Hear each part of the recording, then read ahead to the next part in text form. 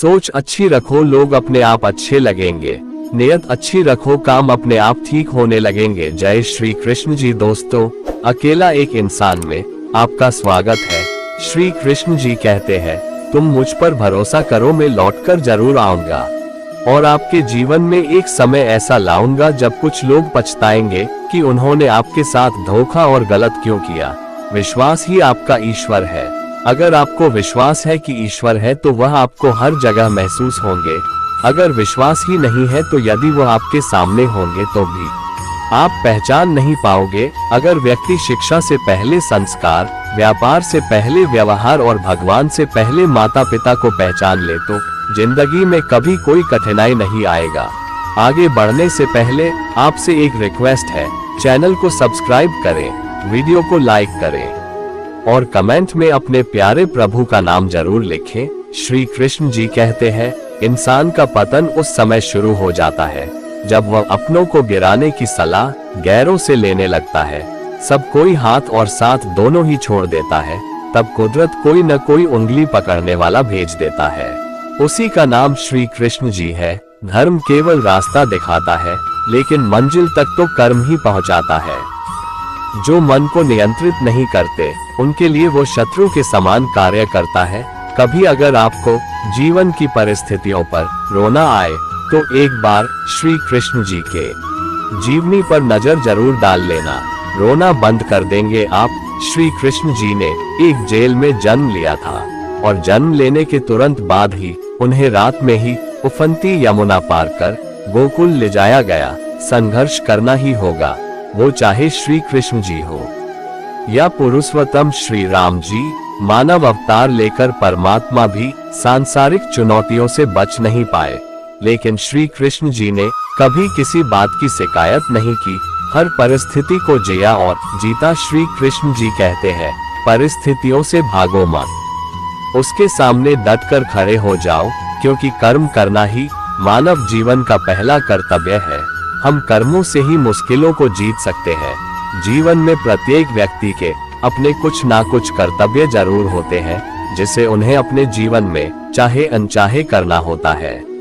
फिर चाहे माता पिता का अपनी संतान के प्रति हो या फिर संतान का अपनी माता पिता के प्रति हो, ऐसे ही आम नागरिक से लेकर देश के बड़े से बड़े जिम्मेदार पदों पर बैठे लोगों का भी अपना एक कर्तव्य होता है।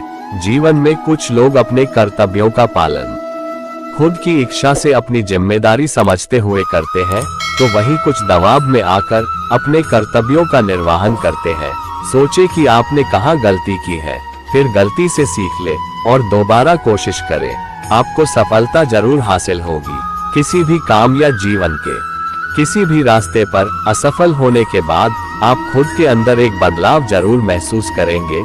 ये बदलाव अच्छा और बुरा दोनों हो सकते हैं। अगर आप भी अपने लक्ष्य के करीब जल्दी पहुंचना चाहते हैं तो खुद को हर मुश्किल और कठिन स्थिति के लिए तैयार रखें। कितनी भी मुश्किल हालात क्यों ना हो, आपको घबराना नहीं चाहिए। ये बात भी सत्य है। लक्ष्य प्राप्ति के लिए सबसे जरूरी बात यह है कि आपका पूरा ध्यान खुद पर होना चाहिए। अक्सर लोग ये सोचने में समय बर्बाद कर देते हैं कि लोग क्या कहेंगे। उतना अपने लक्ष्य के प्रति केंद्रित और समर्पित रहेंगे। सफलता के मार्ग पर व्यक्ति की गाड़ी तभी चल सकती है जब तक इसमें लगन एवं उत्साह का ईंधन होता है। लगन एवं उत्साह उत्पन्न होता है समर्पण एवं चाहत से। सफलता की पहला सूत्र यह है कि सफलता की ऐसी चाहत होनी चाहिए जैसे जीवन के लिए प्राण वायु की है। ये सभी लोग जानते हैं कि समय अपनी चाल से चलता है, ना धीमा ना तेज। तेज समय उनके लिए अच्छा चलता प्रतीत होता है जो समय के साथ चलते हैं, और उनके लिए खराब चलते हैं जो समय से पीछे चलते हैं या तेज भागने की कोशिश करते हैं। जब तक समय प्रबंधन नहीं होता तब तक समय हमारे नियंत्रण के बाहर चलता रहेगा।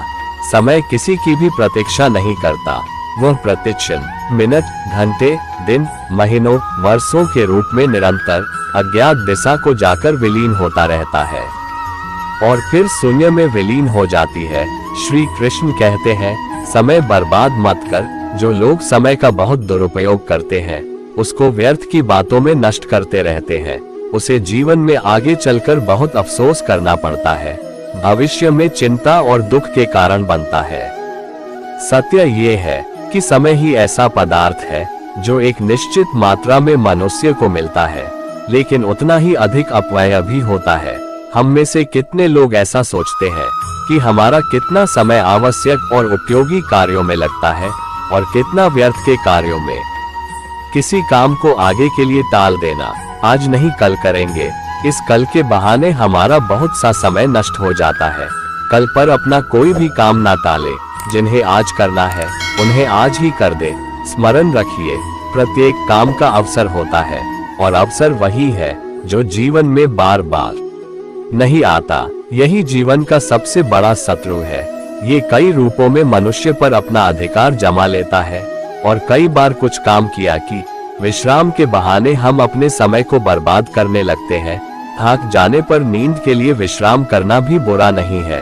थकावट हो, नींद आए तो तुरंत सो जाए, लेकिन आंखें खुलने के बाद अभी उठते हैं कहते रहते हैं, यही आलसी का मंत्र है।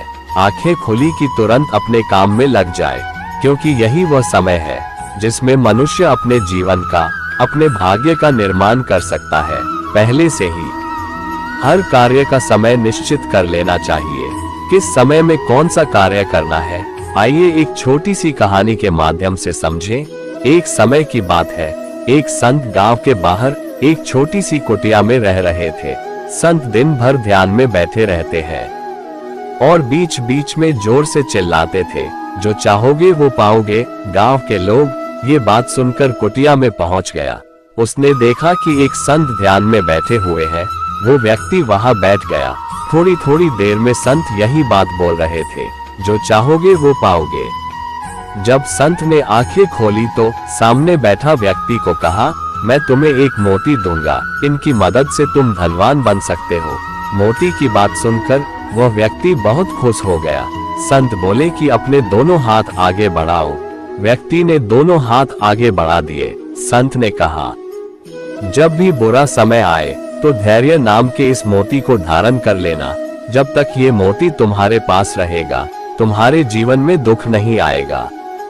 समय और धैर्य से हम जीवन में सब कुछ प्राप्त कर सकते हैं। आज के वीडियो में बस इतना ही, फिर मिलते हैं दोस्तों एक नए वीडियो में। अपना ख्याल रखें दोस्तों। जय श्री कृष्णा। राधे राधे।